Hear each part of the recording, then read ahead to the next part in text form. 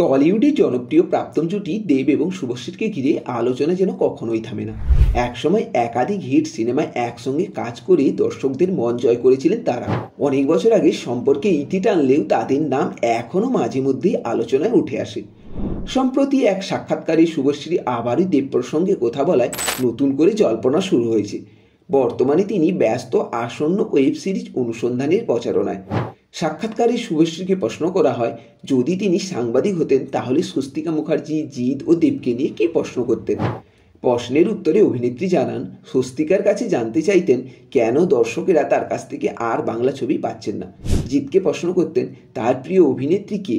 দেবের প্রশ্ন উঠতেই কিছুক্ষণ চুপ থেকে হালকা হাসি হাসলেন। দেবকে আর কি প্রশ্ন করব, শুধু জানতে চাইব কেমন আছো তুমি। এই সংক্ষিপ্ত ইঙ্গিতপূর্ণ উত্তরেই নেটিজেনদের আগ্রহ আরও বেড়েছে। সোশ্যাল মিডিয়ায় শুরু হয়েছে নানান আলোচনা। পুরনো সম্পর্কের স্মৃতি, তাদের বর্তমান অবস্থান, এমনকি ভবিষ্যতেও একসঙ্গে কাজ করার সম্ভাবনা নিয়েও কথা চলছে। যদিও দেব এবং শুভশ্রী কেউ এই বিষয়ে প্রকাশ্যে কিছু বলেননি। উল্লেখ্য, আগামী 7ই নভেম্বর মুক্তি পাচ্ছে শুভশ্রীর নতুন সিরিজ অনুসন্ধান। এর আগে তিনি ইন্দুবালা ভাটের হোটেল এর অসাধারণ অভিনয়ের মাধ্যমে দর্শকের প্রশংসাও কুড়িয়েছিলেন। এবার নতুন চরিত্রে দেখা যাবে তাকে, যেখানে তিনি আবারও প্রমাণ করতে চান নিজের অভিনয় দক্ষতা ও বহুমাত্রিকা।